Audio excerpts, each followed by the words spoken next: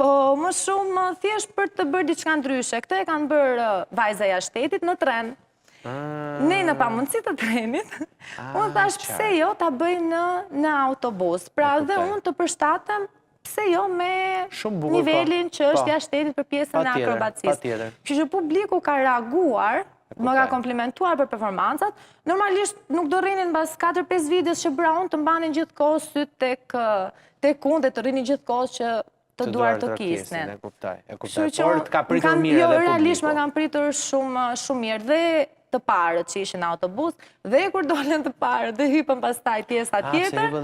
Pse sa gjatë ke qëndruar ti, Fiona, kështu? Unë në fillim kisha shumë sikletë, Flori, më vinte duke ditur mentalitetin shqiptar dhe duke parë njerëzit që po më shihnin shumë çuditshëm kur kisha atë gjën te koka, po ndihesha keq, po më vinte turp, thash palesi do e presin dhe bëra një gabim, që gabimi nisi dhe tek unë, fillova duke u shtirë si e huaj. Që mos ta dallonin që isha shqiptare dhe mua më njofti një grua që tha, ore tha, kjo është ajo akrobatja shqiptare, tha, lëre qa bënd si e huaj. Po, unë kisha vendosur dhe syze dhe mundohesha që gjithkohës të mbaja një qëndrim serioz, të më thënë, mos të isha gjithkohës ai njeriu fani, por më dalluan me njo dhe në fund pastaj patjetër që i thash, po, jam ajo. Por kisha shumë siklet se nuk, realisht, nuk e dija se do të priste njerëzit që ishin aty tek autobusi. Po pse? Apo nga që kur ka njerëz që të shohin gjatë gjithë kohës, ja ti për shumë jenë intervisht sot edhe po të shohin që të gjithë. Po jo, nuk është një mënyra si jam mësuar njerëzit më shohin në performanca. Dhe kisha halli mos thonin, po ç'bën kjo tani, nga ura vashës na zbret në hekur autobusi.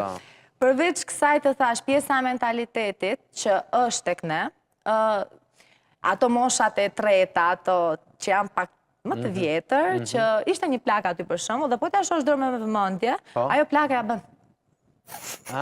Vërtet. Kupton, po, dhe normalisht nuk doja as që të prisha qetësinë e dikujt, as nuk doja që unë të rrija gjithkohës me telefon në dorë për të filmuar veten time, nuk doja t'i hapja dhe probleme shoferit apo fatorinës, dhe kështu shkoi pastaj gjithë situata, por kisha siklet.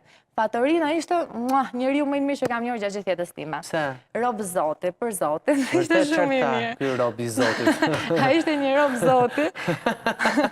Çfarë? Ai i theti që do bëj një cirk, do bëj një akrobaci. Unë e vura në deni të thashë unë nuk doja që t'i prisha puna askujt. Nuk e vura në deni, unë e vuri në deni një nga nxënësit e mia, sepse unë po shtiresha si e huaj, që pendohem që e bëra këtë. Që e bëre, po.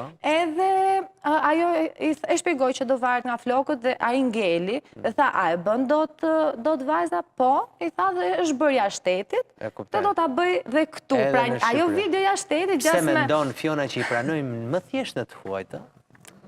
Po, i pranoj më thjesht. Jo, i pranoj më thjesht më tuaj, sepse mua më ka ndodhur që të huajt janë pranuar më shpejt se unë si akrobate, dhe ka qenë një bashkëpunim që unë kam bërë me italianët, kur performancat e mia në lartësi nuk njieshin, dhe kur erdhën një ekip italian, të cilët i ndihmova unë, dhe ato performancën e bën me të gjithë bazën time materiale, stafin tim dhe çdo gjë, dhe italianët ishin idhuj.